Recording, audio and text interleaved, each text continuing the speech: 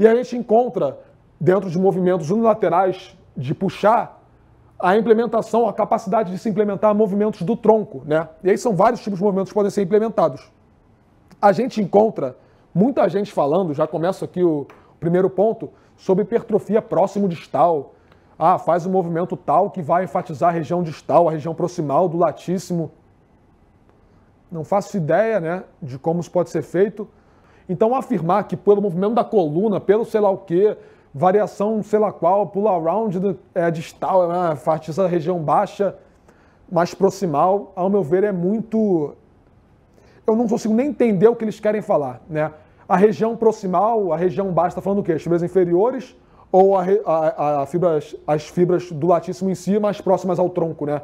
Região proximal seria isso ou seria a região inferior? Eu não sei nem o que eles querem abordar, mas eu não vejo muito sentido nisso. Eu vejo algum sentido de manipular o movimento do tronco. O primeiro ponto que a gente precisa ver, né, que a gente encontra essa abordagem aí no Instagram, mas a gente precisa se atentar a uma coisa. Você vai movimentar o tronco, vai movimentar o tronco, mas tem torque contrário a esse movimento? Esse é um movimento contra a resistência, que seria o básico, né? Eu preciso ter um movimento, eu preciso ter um torque contrário. Quando a gente joga no unilateral, a gente até consegue ter. Mas eu já vi muito exercício, que, por exemplo, vamos lá, vamos voltar no básico, né? Mas é muito mal aplicado. Se eu fico parado aqui e seguro uma força que me puxa para cima desse lado, se eu seguro as duas forças aqui, eu tenho uma condição. Se eu solto uma das forças, eu tenho uma força de um lado só. Então aqui, naturalmente, está me puxando para cá. Então está gerando um torque de flexão lateral, beleza? Se eu quero trazer essa força para baixo, eu posso fazer uma flexão lateral, contra a resistência, beleza? Se eu tenho uma força me puxando para frente, com as duas mãos, ela está gerando flexão no meu tronco. Se eu solto uma das mãos, ela está gerando rotação no meu tronco, beleza? Por quê? Porque é uma força puxando com uma distância até a minha coluna, né? Força com braço de momento até o eixo, que é a coluna, no plano transverso tem uma rotação, beleza?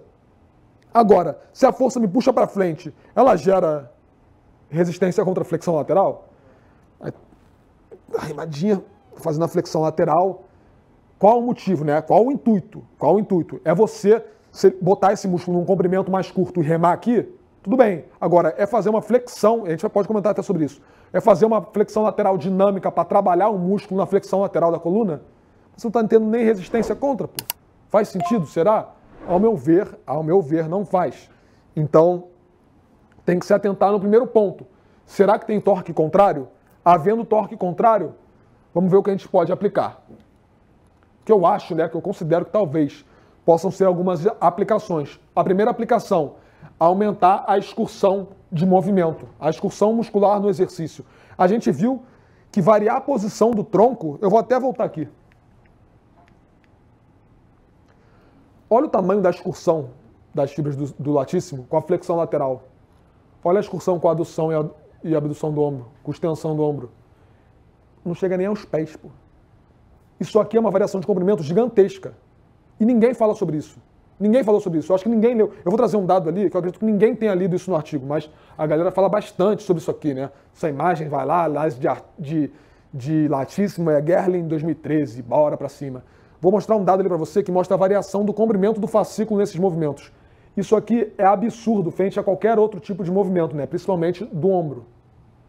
A variação na extensão, na flexão, na adução, ela se torna pequena frente à flexão lateral. Então, só de pensar que meu músculo varia de comprimento, igual a gente fez para o tríceps testa, implementou o movimento do ombro, eu posso usar do movimento do tronco para aumentar a excursão do latíssimo desse movimento. Beleza?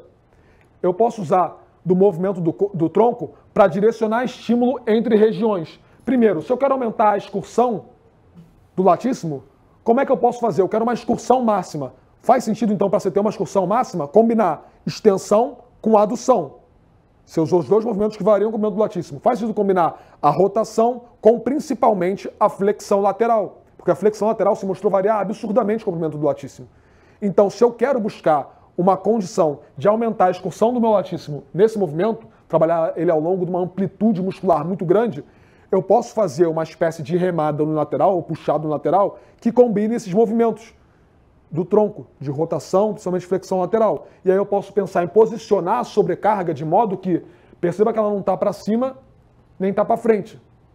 ela está na diagonal. Então ela tem uma componente que gera rotação, ela tem uma componente que gera flexão lateral da coluna. Então nessa condição, combinando os movimentos de ombro e coluna, eu posso aumentar a excursão do latíssimo nesse exercício. Eu posso tentar buscar um direcionamento de estímulo entre regiões. Isso aqui é absolutamente cru.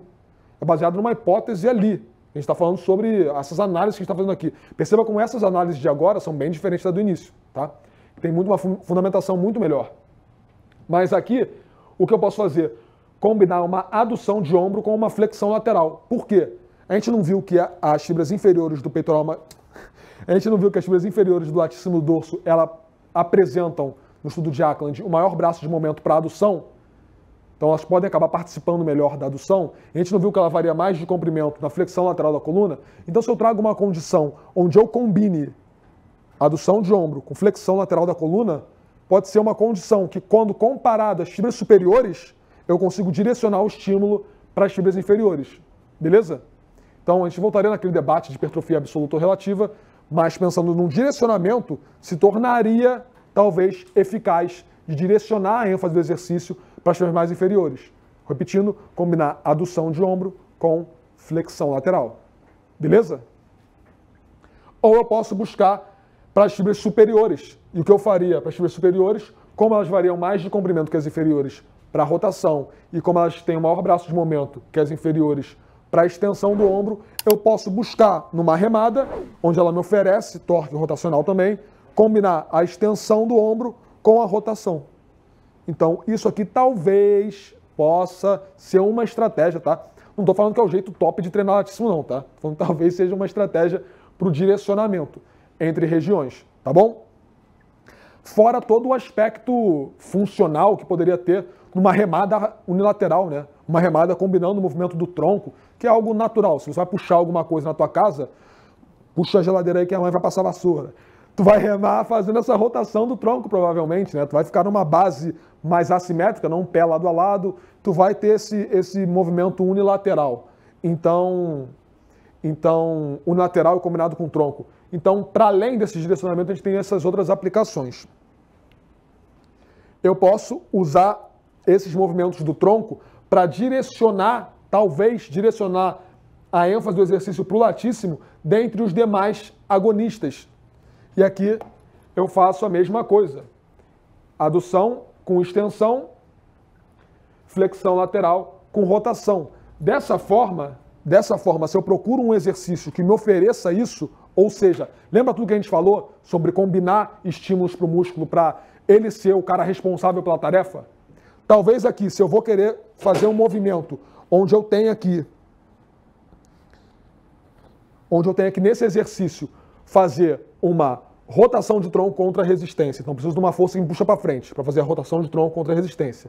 Se eu preciso de uma força que me puxa para cima para fazer uma flexão lateral, então eu boto esse cabo a meia altura e combino ele com uma extensão e uma adução de ombro, ou seja, boto esse cabo na diagonal aqui, entendeu o raciocínio? Ele vai me puxar para cima, para frente, e eu vou fazer uma extensão e adução no movimento. Talvez aqui eu encontre uma forma de tentar buscar, como pré-ativação que for, como você perguntou no começo, tentar buscar um trabalho, uma ativação direcionada para o latíssimo do dorso.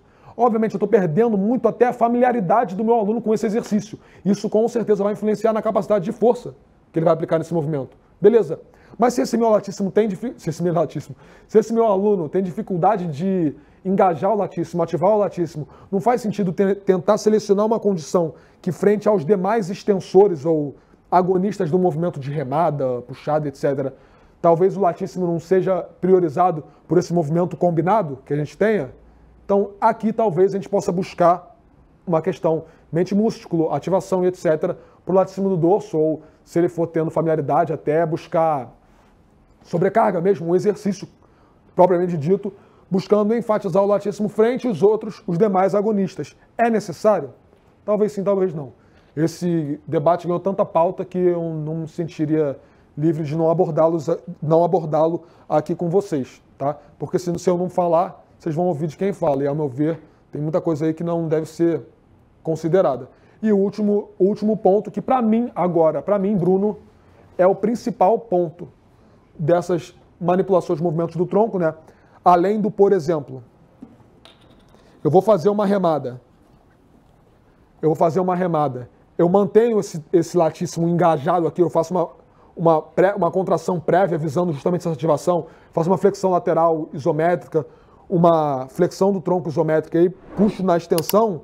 Talvez isso aqui, essa produção de torque isométrico, como a gente viu para a flexão do joelho, que eu comentei, flexão do joelho e rotação do tornozelo, flexão do joelho e extensão do quadril, talvez isso possa fazer o meu corpo priorizar esse músculo durante o exercício. Provavelmente vai ter um limite, como a gente falou lá no começo, em uma outra pergunta a gente comentou sobre esse limite de direcionamento, de como priorizar e fazer isso, né?